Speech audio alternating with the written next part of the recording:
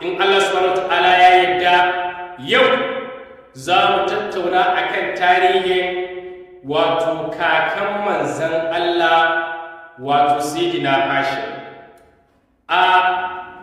Allah subhanahu wataala ya kagi wato hasken annabi Muhammadu alaihi salatu wassalam, wanda wannan haske Allah subhanahu wataala ya sanya shi a tsakar annabi Adam. Allah subhanahu wataala ya rike alƙawari ga annabi Adam. Allah ya ce, ya Adam, ga haske mai tsada, haske mai daraja, haske mai girma mai kima, na sanya shi a tsatsanka. Ya Adam, ka rike alƙawari daga gare ni, ba za ka sanya wannan haske ba sai a mahaifa mai tsarki. Annabi Adam ya karɓa alƙawari daga Allah. Allah subhanahu wataala ya kaddara hasken manzon Allah ya cira ta daga annabi Adam ya dace zuwa ga matarsa Sayyida Hawwa. Sayyida Hawwa ta yi haife ta yi ƴaƴa guda 40 a cikin haihuwa guda 20. Tawaye a Sayyida Hawwa ta haifa. Na 41 shine wato Hashim wato annabi Shisu. Annabi Shisu ya zo shi kadai. Hasken manzon Allah sai ya kira a cikin annabi Shisu. Bayan ya girma, annabi Adam ya riƙe alƙawari ga ɗansa annabi Shisu, kada ya sanya wannan haske sai a mahaifa mai tsarki. Annabi Shisu ya riƙe alƙawari daga annabi Adam. Annabi Shisu ya auri wata mace ana ce mata mukhawalatul bayda'a ta ɗauki ciki daga annabi Shisu, ta yi wani ɗa ana ce ma Anushi nabiyullahi, annabi Anushi. Hasken manzon Allah ya sauka a jikinsa. Annabi Shisu ya riƙe alƙawari ga annabi Anushi, kada ya sanya wannan haske sai a mahaifa mai tsarki. A taƙaice dai in datse wannan haske ya dinga ciratuwa daga wannan annabi zuwa wannan bawan Allah mai girma, daga wannan annabi har ya zo zuwa ga annabi Idris, daga annabi Idris ya zo zuwa ga annabi Nuhu, daga annabi Nuhu a taƙaice in datse har ya zo zuwa ga annabi Ibrahim. Wannan haske ya sauka a cikin annabi Ibrahim, daga annabi Ibrahim ya sauka zuwa ga annabi Isma'il, daga annabi Isma'il zuwa ga ɗansa Qaida. Kai a taƙaice in datse wannan haske haka ya taso har zuwa ga Nuzari, har ya zo zuwa ga Du'ai, zuwa Galib, zuwa Fil, sai da ya zo kan Abdumanafi. Wannan haske na manzon Allah yana ƙara buruci, yana ƙara zuhuri. Da ya zo kan Abdumanafi, daga Abdumanafi wannan haske ya zo zuwa ga ɗansa Hashim, wa ismuhu Umar ala Sayyidina Hashim. Hasken manzon Allah ya zauna a jikinsa, ya daɗe a cikin Sayyidina Hashim, har ta kai Hashim yana faɗayi, yana buri ya ga wane ne ɗan da zai haifa wanda wannan haske na manzon Allah zai cirati ya koma zuwa gare shi don shi ma ya riƙe alƙawari ga wannan ɗan nasa kamar yadda ya riƙa daga mahaifinsa Abdumanafi. Wannan ta sa har ma abin ya fara damu Sayyidina Hashim, abin yana damusa.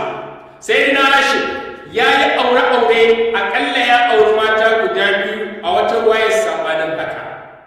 Ya yi ‘ya'ya guda 8 shi Sayyidina Hashim, 4 maza 4 mata.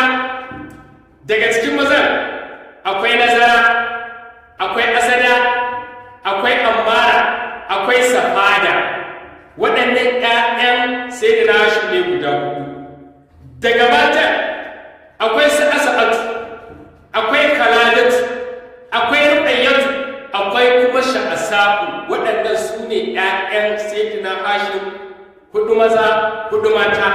Amma a waɗannan ‘ya'yan nasa baki ɗaya babu wanda hasken manzon Allah ya koma zuwa jikinsa. Sayyidina Hashim abin yana damusa, yana buri, yana kuɗai. Rannan Sayyidina Hashim ya kwanta a gefen inuwar Ka'aba. Sayyidina Hashim sai ya mafarki. A mafarkin nasa wani hatifi ya zo mar tsakanin bacci da farke, ya ce ya Hashim, wato duk Makka ba yadda za ka aura hasken manzan Allah ya koma cikinta ta haifi wannan ɗa da hasken annabi zai tajalli a cikinsa, sai ka fita daga Makka baki ɗaya ka je Yasriba. A Yasriba ma ba kowace ɗaya za ka nema ba ga siffarta. Ya Hashim, ita wannan ɗaya sunanta Salma binta Amru ibn Kudash ibn Mazini ibn Zaid ibn Gani ibn Najjari wa hum ahlul adyafi wal ifafi. Ya Hashim, ta shiga neme ta. Hashim yana farkawa ya cika da mamaki, ya samu shaƙiƙinsa ɗan uwansa Muɗallabi. Ya ce, ya Muɗallabi, kaji. Muɗallabi ya ce, gaskiya ne wannan ya ai sananniya ce, na santa a duk Yasriba babu mace mai tsarkin mahaifarta. Daman Allah ya yi ɗan wata al'ada, shi Allah a kansa duk wacce hasken manzan Allah zai koma jikinta ta yi wanda hasken annabi zai tajalli a jikinsa, sai Allah ya sa mala'ika Jibril ya duba faɗin duniya baki ɗaya. Jibril sai ya zaɓo wannan mata wacce a duk duniya babu mace mai tsarkin mahaifarta, babu mace kawanniya kamarta, babu mace 'yar dangi kamarta, babu mace 'yar asali kamarta, babu mace mai girma mai daraja da falala kamarta. To haka Allah subhanahu wa ta'ala ya wannan al'adar. To da haka yanzu a duniya a wannan lokaci babu mace mai tsarkin mahaifa kamar Salma. Muɗallabi yake gaya wa Hashim, wanda ta sa aka ɗau tutar nizari aka ba wa Hashim, aka ɗau takalmin annabi Shisu aka ba wa Adam, aka ɗau kwari da baka na annabi Isma'il aka ba wa Hashim, aka ɗau riga ta annabi Ibrahim aka ba wa Hashim, aka ɗau khatimi na annabi Nuhu aka ba wa Hashim, wanda ya zama duk girma da balala da martaba sun tattara a kan Hashim. Aka ɗau ‘yan makullayen Ka'aba aka ba wa Hashim, sai ya zama da cewar Hashim duk wanda ya zo Makka don ziyartar Ka'aba to a gidan Hashim yake sauka. Cinsa, shansa, kwanansa yana hannun Hashim. Hashim ai na faɗa sunansa Umarul Ala, amma dalilin da yasa aka samar Hashim ai daga Hashama ne, wai wanda yake balla ƙashin raƙumi, ya balla ƙashin wato sa, ya balla tukwi, ya balla sariya, ya balla wato ya dinga ciyar da waɗanda suka ziyarci Ka'aba. To shi yasa ma sai ake ce masa Hashama. To ƙarshe ma sai ake ce masa Hashim. Hashim ainihin Hashama ne. To wannan ta sa sai dina Hashim girma da falala sai tattara a kansa, sai Muɗallabi ya ce, to amma Hashim duk wannan daraja da ainihin Salma take da ita ai ba ta kai ka ba. Allah bai kai ya tattara wannan girma da falala. Dan mukullin Ka'aba yana hannunka, wato rigar annabi Ibrahim tana wajenka, takalmin annabi Shisu yana wajenka, kwari da bakar annabi Isma'il yana hannunka, an kai tutan nizari tana hannunka, khatimi na annabi Nuhu yana hannunka. Wannan girma da falala a duniya ba wanda yake da ita sai kai. Ya Hashim, yanzu ya kake ganin zaɓi? Hashim ya ce, to Muɗallabi, ainihin ina ganin bukata ba ta biya sai da ma'abucin bukata. Wannan gaskiya ne, ka ji fasahar magana ta Sayyidina Hashim. Bukata ba ta biya sai da ma'abucin bukata. Ina ganin ai kawai himmatuwa zaɓi zuwa Yasriba don a je a ga wannan ya a daidaita da ita. Idan Ubangijin Ka'aba ya yarda sai a aure ta. Wannan ta sa Muɗallabi ya ce gaskiya ne. Muɗallabi ya tattaro ‘ya'yan abdumanani da jikoki da dangi ɗin uwa aka tattara waɗannan ya musu bayani suka ce gaskiya ne suka haɗu su 40 'ya'yan abdumanafi da jikoki da 'yan uwa waɗannan ya ce to za mu tafi zuwa Yasriba domin a je ga wannan 'ya a aurota. Wannan ta sa wato 'ya'yan abdumanafi suka fito. Bayan sun fito mutanen Makka aka ga wato banu abdumanafi sun fito baki ɗaya aka tare su ya waɗannan banu abdumanafi man ga ku gaba ɗaya kun yi ayari za ku fita shin hijira za ku yi daga Makka da ku batta ko kuma wani al'amari ne farko menene ake ciki? Muɗallab ya ce wato wata bukata ce ta taso mana za mu je Yasriba. Suka ce to wannan yayi aka yi musu tattaki aka raka su bakin hanya. Wannan ta sa mutanen Makka suka dawo zuwa ga Makka. Su Muɗallab da Hashim da ɗan uwa baki ɗaya aka nufi zuwa Yasriba. Ana tafiya a kwana a tashi sai da suka zo dajin Yasriba. Ana zuwa dajin Yasriba wato hasken Annabi Muhammadu yana jikin Sayyidina Hashim, ga kyau, ga kwarjini, ga kamala, ga haiba a tattare da Hashim, ga kwarjini, ga haske. Sai da ta kaifa dalilin hasken manzon Allah a jikin Hashim, wallahi idan ya zo wucewa ta jikin bishiya ko ta jikin dutse, sai wannan dutsen ko wannan bishiyar ta dinga sallama da taslimi ga hasken manzon Allah alaihi salatu wasalam. To wannan haske ai sai ya tattaro baki ɗaya sai da wannan goshin Hashim ai sai zama kamar wata torchlight, ai sai ya dinga haska gidajen wato Yasriba, yana haska duwatsun Yasriba, yana haska bishiyoyin Yasriba. Kawai ganin haske ake dau wai yana haskawa. Wannan ta sa mutanen Yasriba sai aka farka a tunaninsu wasu mahara yaƙi ne suka kawo musu farmaki. Kowa ya ɗauko makaminsa suka zo daidai ƙofar Saniyatul Wada'i sai suka tsaya. Wasu suka hau saman duwatsu, wasu suka faɗa kwari, wasu suka hau saman bishiyu. Aka lallabe ai su Muɗallabi kafin su su Muɗallabi ya ce ku tsaya. Ina shi ya ce gani, ya ce dawo nan. Sai ina shi ya dawo. Muɗallabi ya ce to ai ƙawanya a kewaye Hashim, a haka za mu shiga Yasriba. Wannan ta sa suna tahowa suna zuwa ƙofar Saniyatul Wada'i. Ai mutanen Yasriba baki ɗaya sai suka fito. Suna fitowa sai suka ritsa su Muɗallabi suka ce min antum suwa ne ku, daga ina kuke? Muɗallabi ya ce min Makkatul Mukarrama, daga Makka muke a girmamawa inda ɗakin nan na Ka'aba yake cikinta. Mutanen Yasriba suka ce to me ya shigo da ku cikin garinmu da dare? Muɗallabi ya ce buƙatar haka ce, hanya ce, ma'ana tafiya ce ta kai mu ga haka. To me kuka zo ne ba Yasriba? Muɗallabi ya ce mun zo neman auren wata ƴa ce ana ce mata Salma binta Amru ibnu, ya karanto nasabar Salma. Ashe a cikin ayaran da aka fito in Yasriba akwai Amru mahaifin Salma.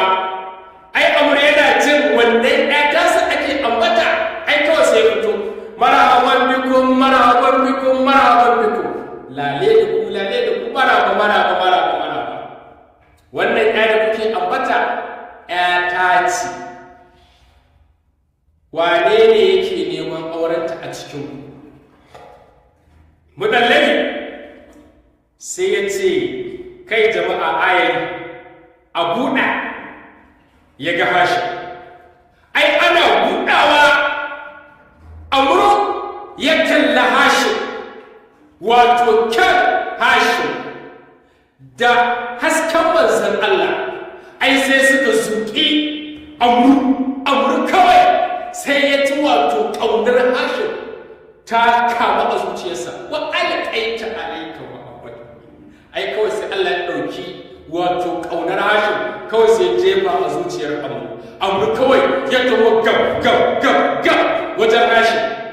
Kwarjinin hasken manzan Allah ai kawai sai ya dakatar da Hashim ya dakatar da amru kawai sai ya tsaya a gaban Hashim yana tsuba yana cewa gaskiya na yi kwaɗayi na so ina murna ina farin ciki da ka zo za ka auri ‘yata, amma sai ne ka sani wannan ‘yantawa ban mallake ta gabaki ɗaya ba, tana da wani ra'ayi nata domin wato ta yi aure amma a yanzu ba ta da aure, don haka tana da wani ‘yanci nata. Kuma wannan ‘yatawa yanzu ba ta gida. Ta je kasuwar Banu Ƙainuƙa'a za ta siyayya a kasuwar Banu Ƙainuƙa'a ta ɗan kwana biyu. Shin za ku zo gida ku zauna ku jira ta dawo? Masaukinku yana gare ni. Cin ku shan ku kulawa da ku da masauki duk nauyi na ne. Ko kuma za ku je can ainihin kasuwar Banu Ƙainuƙa'a a ganta. Mudallab ya ce to Hashim ya kake gani? Hashim ya ce to Mudallab ni ina ganin mu je kasuwar Banu Ƙainuƙa'a a je a ga wannan ya. Idan an daidaita da ita sai a dawo gida sai a yi maganar ɗaura aure.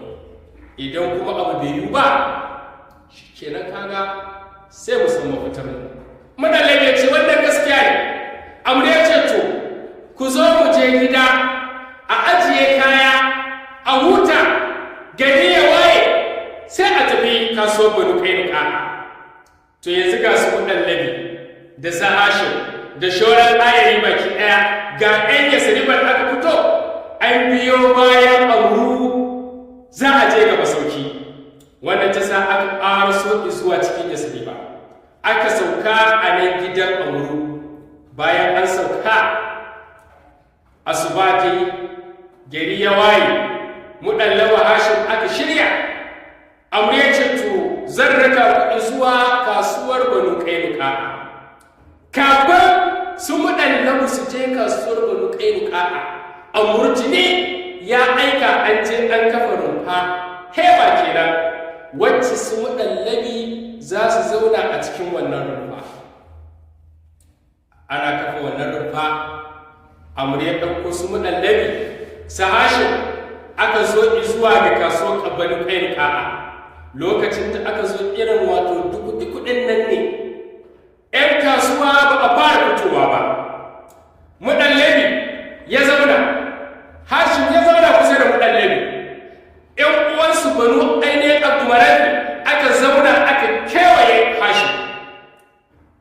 Ɗaiɗaikun mutane ‘yan kasuwa sai aka fara fitowa.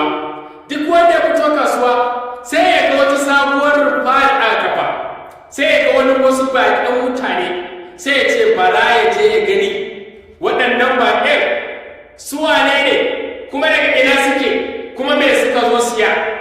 Ai da ya zo yana kallar Hashim, kyan Hashim da hasken Hashim sai ya zuƙe shi. Ai kawai sai ya tsaya a nan, sai ya manta da abin da ya fito yi kasuwa, kawai ya tsaya kallon Hashim. To ba duk wanda ya zo da ya ga mutane sai ya tsaya, da ya kalla Hashim kawai sai ya saroro kawai ya tafi kallon Hashim, sai ya manta da kansa, ya manta da abin da ya zo kasuwa. To wanda ta sa kasuwa sai ta ɗaɗe baki ɗaya, duk ɗan kasuwa an zo ayarin su Hashim ana kallon Hashim. Amr ya ce to Mudallabi bara in zagaya kasuwa in je in nemo wannan ƴata Salma dan na gaya mata ta yi baƙi, a zo a tattauna a ga abin da yake akwai. Amru ya fita neman Salma. To yanzu mu kwana a nan, ga su Hashim a ainihin rumfa ana zaune ana jiran Salma. Ga 'yan kasuwa an cika a rumfar su Hashim ana kallon Hashim, ga Amr kuma ya tafi neman Salma. To mu kwana a nan mu koma kan ita Salma a ga yaya Salma take. Salma mace ce kyakkyawa a farko lamba ɗaya duk ya sani ba wata ɗaya mace da ta kwana ta tashi wacce ta kai Salma kyau. Allah ya tsara ta, Allah ya shirya halittarta. Salma kyakkyawa ce, Allah ya ba ta gashin Salma tun daga nan gutsurar gashi har duk duniya gashin Salma. Tana da kuyangi guda biyu, waɗannan kuyangi su suke ɗaukar gashin Salma. Idan wannan ta ɗauki gashin Salma ana tafiya, in ta gaji sai wannan ta ɗauka, haka ake. Salma ga ƙawayenta, ga bayanta da kuyanginta, ga masu hidimar ɗaukar gashinta. Saboda tsabar kyan Salma duk inda ta kewaya a kasuwa kallonta ake. Idan ka ɗauki wato kwanan sha'ir kana aunawa, idan Salma ta zo duktawa ta bakin shagonka kawai sai ka tsaya kana kallon Salma saboda tsabar kyan Salma. Idan Salma ta to kasuwa tsayawa take cak ana kallonta. Salma sai ta ga kasuwa ta ɗaɗi, ta ga duk inda ta kewaya sai ta ga ba kowa. Ta ce kai, wai yau ba a cin kasuwa ne? Aka ce ana cin kasuwa. To ina 'yan kasuwa? Ba 'yan kasuwa. Masu siyayya an tafi rumfar Hashim, 'yan kasuwa an tafi rumfar Hashim. Salma ta ga kasuwa ba kowa, ta kewaya can, ta zagaya nan, ta fita nan, sai ta yi ga ayyanta an cika, amma alamar wani abu ake kallo, kuma abin da ake kallo ya ɗauke hankulan mutane. Salma ta ce me ake a can? Aka ce ba a sani ba. Sai ta ce da ɗaya daga cikin kuyangarta, je ki leƙa ki gano min me ake kalla wanda ya ɗauke hankalin mutane ga barin kallon Salma. Maza ki gani ki zo ki bani labari. Wannan kuyanga ɗan aikin Salma tana zuwa ta buɗa ta leƙa ta hankata ta yaya tana shi leƙawa. Ai kawai sai ta kalla Hashim, kyan Hashim da hasken Hashim, kawai sai ya suke ta sai ta tsaya. Ta dawo ba ta dawo ba, ta dawo shiru. Salma ta ce kai, an aiki wacce ta je, amma shiru ta ita ke wacce je ki. Tana zuwa ita ma da ta leƙa ta buɗa ta hankata ta yaya. Ai tana kallon Hashim, kyan Hashim ya zuƙe ta. Ai ita ma sai ta tsaya, ta aikata uku. Salma ta gaba duk wacce ta aika tsayawa take, ba ɗan aiken farko ba ta biyu ba ta uku. Salma ta ga a hankali fa kada kowa na ta yi ƙare a can kallon wannan abu da ake kalla. Sai ta ce kai ku zo mu je baki ɗaya, mu je mu ga wai me ake kalla ne. Salma tana zuwa ita ma sai ta buɗa ta leƙa tana kallar Hashim. Yo aikin Hashim kawai sai ya zuƙe ta. Salma kawai sai ta suke baki tana kallon Hashim kawai. A'a, Amru yana neman Salma, ya duba kasuwa ɗas ba Salma. Amru kawai sai ce kai, bara in dawo ayarin sa Hashim su buɗalle in haƙurƙurtar da su kada su ga na daɗe. Ban nemo musu Salma ba. Salma ce ban gani ba. Ai Amr yana zuwa dan ya ba da uzuri ga su buɗalle. Ai kawai sai ya ji ga ƴarsa ta saki baki tana kallon Hashim. Ai Amr kawai sai ya zagayo yana zuwa ya ce Salma, amma ina Salma ta yi nisa ba a gani ba ta jin kira. Ai Amr kawai sai sufiya sai ya ɗauki tsakuwa sai ya jefa Salma ta juyo sai ta watsaki. Amr ya ce Salma ina ta ne wanki. Ta ce ya baba tsaya, wannan ma'abocin kyau da kurjini da kamala wajen waye zo a yi sani ba.